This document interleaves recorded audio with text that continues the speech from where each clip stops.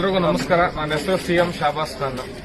ಇವತ್ತು ಮದೀನಾ ಮಸೀದಿಯಲ್ಲಿ ನಡೆದಿರುವಂತಹ ಕಾರ್ಯಕ್ರಮದಲ್ಲಿ ಇವತ್ತು ನಮ್ಮಲ್ಲಿ ಏನ್ ಹೇಳ್ತೀವಿ, ಶಿಕ್ಷಣ ಮೊದಲು ಅಂತ ಹೇಳ್ಬಿಟ್ಟು ಆ ಶಿಕ್ಷಣಕ್ಕೆ ಆದ್ಯತೆಯನ್ನು ಕೊಟ್ಟು ಇಲ್ಲಿನ ಸದರ್ ತಫಜುಲ್ಲಾ ಅವರು ಮತ್ತೆ ರಶೀದ್ ಸಾಹೇಬ್ರು ಇವರು ಕಮಿಟಿ ಫುಲ್ ಸೇರಿ ಶಿಕ್ಷಣಕ್ಕೋಸ್ಕರ ಕೊರತೆ ಇರುವಂತಹ ಮಕ್ಕಳಿಗೆ ಗುರುತಿಸಿ ಅವರನ್ನ ಪರಿಚಯಿಸಿ ಅವರಿಗೆ 2,000 ರೂಪಾಯಿ ಅಂತ ಚೆಕ್ಗಳನ್ನು ಕೊಟ್ಟು 100 ಮಕ್ಕಳಿಗೆ ಚೆಕ್ ಕೊಡ್ತಾ ಇದ್ದಾರೆ. ಆಮೇಲೆ ತಿಂಗಳಿಗೊಂದ್ಸಲಿ ಎಲ್ಲರಿಗೂ ಕೂಡ ರೇಷನ್ ಕಿಟ್ಗಳು ಕೊಡೋ ಮುಖಾಂತರ ಪ್ರತಿಯೊಬ್ಬರಿಗೂ, ಯಾಕಂದ್ರೆ ನಾವು ಮುಸ್ಲಿಮ್ಸು ಬೇರೆಯವರು ಆತರ ಇಲ್ಲ, ಎಲ್ಲರಿಗೂ ಕೂಡ ಪರಿಗಣಿಸಿ ಇವ್ರಿಗೆ ಮುಖ್ಯವಾಗಿ ಶಿಕ್ಷಣಕ್ಕೆ ಅಂತ ಹೇಳಿದ್ರೆ ಮೊದಲಾಗದೆ ಪ್ರತಿಯೊಂದು ಧರ್ಮನೂ ಅದೇ ಹೇಳೋದು, ಶಿಕ್ಷಣ ಮೊದಲು ಅಂತ ಹೇಳ್ಬಿಟ್ಟು ಶಿಕ್ಷಣ ಕಲ್ತ್ರೇನೆ ಅವ್ರಿಗೆ ವಿದ್ಯಾಭ್ಯಾಸ ಮಾಡಿದ್ರೇನೆ ಮುಂದಕ್ಕೆ ಹೋಗುವಂತ ಒಂದು ಅವಕಾಶ ಸಿಗೋದು.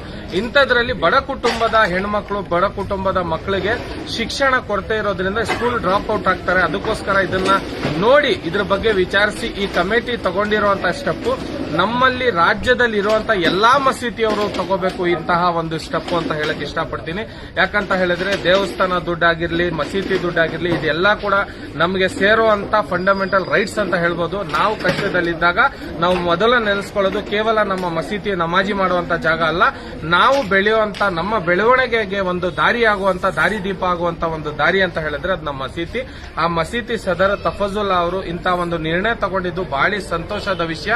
ಹಾಗಾಗಿ ಇದೇ ವಿಷಯ ಸ್ಟೆಪ್ ಅನ್ನ ಬೇರೆಯವರು ಕೂಡ ಫಾಲೋ ಅಪ್ ಮಾಡಿ. ಯಾಕಂತ ಹೇಳಿದ್ರೆ ಇವತ್ತು ಶಿಕ್ಷಣಕ್ಕೆ ಯಾರೂ ಕೂಡ ಸಪೋರ್ಟ್ ಮಾಡಲ್ಲ. ಅಂತದ್ರಲ್ಲಿ ಸರ್ಕಾರದಿಂದ ಬರುವಂತ ಕೆಲವು ಒಮ್ಮೆ ಬರುತ್ತೆ, ಕೆಲವೊಮ್ಮೆ ಬರಲ್ಲ. ಇಂತ ನಿಮ್ಗೆ ಗೊತ್ತಿರಬಹುದು, ಒಂದು ಮಹಲ್ ಅಂತ ಹೇಳ್ಬಿಟ್ಟು ಇದು ಕೊಡ್ತಾ ಇದ್ರು ಸ್ಕಾಲರ್ಶಿಪ್, ಅದು ಕೂಡ ನಮ್ಮ ಮುಸ್ಲಿಮ್ಸ್ಗೆ ಬಹಳಷ್ಟು ಸ್ಟಾಪ್ ಆಗಿದೆ.